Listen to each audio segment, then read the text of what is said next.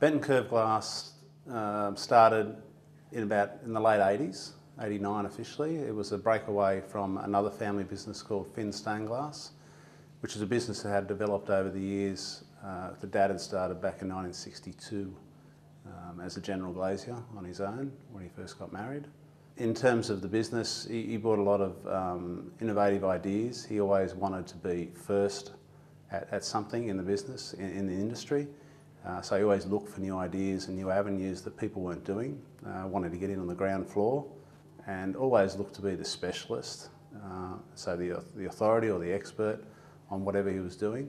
So he's a very, very inventive man, a very driven man, and always curious too, in terms of, and that sort of flowed over to the business, because he looked for products which were different, that weren't mainstream, and to carve his niche out in the industry. Our main competitive advantage is in our business is that we do a product and we're seen as a specialist in that product. Other people dabble in curved glass, but no one has based their entire business on it. It's a part of their business, where we're a specialist in that category. So we're considered the expert, and oftentimes we're the ones who are giving advice to builders, architects, on how to set up a job involving our product. It may not mean we always get the job, but the more you're out there, the more you're promoting it, the more you're growing that sector of the industry, the more likely you are going to be successful as well. We have that history, we have that technical skill in the business, and it is our focus, whereas that skill in other companies is an add-on, it's something else they do, so it's our focus. And we have the ability to really understand what needs to be done on the job, how we can help the customers set up the job so it goes smoother, it's cheaper for them, as opposed to them just going ahead and designing it in their job, and therefore it can be more expensive because every piece is different, or they've chosen measurements or specifications in the job which make it a lot more difficult. So we offer that from an architect designing stage right through to an installation stage. I think the transition from first generation to second generation, from our point of view, has been smooth. It was mainly came through, I suppose, a health issue. Dad had a heart attack and a bypass back in the late 90s, so it was sort of, it had to be done. My younger brother, who was 21 at the time, was thrown in to run the show.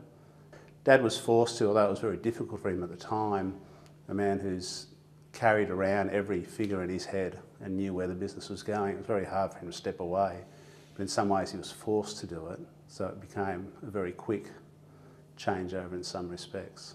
I heard about family business on the radio, actually, and so I Googled it, as you do these days, and started looking into it.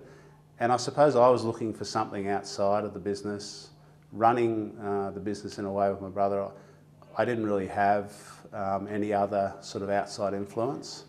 And coming from an education background, I sort of look for some external sort of support. I think you need to not just sit in your business, you need to have a focus where you can look from the outside in as well. And the Family Business Association, we are a real family business. The Family Business Association appealed in terms of offering those sort of education and an information source to really help us move forward. I think through my involvement in family business, what I've started to think about where the future of the business and how we structure it going forward. At present, ownership is still with Mum and Dad. Management is more with the second generation now, but we need to start thinking about what will happen in the future in terms of ownership. And I'm one of 7 siblings, so at the moment it'll go to the 7 and everything will be right, and there'll be no problems, you'll all get on. But I think we need to start putting it on the table and talking about how we're going to go through this process.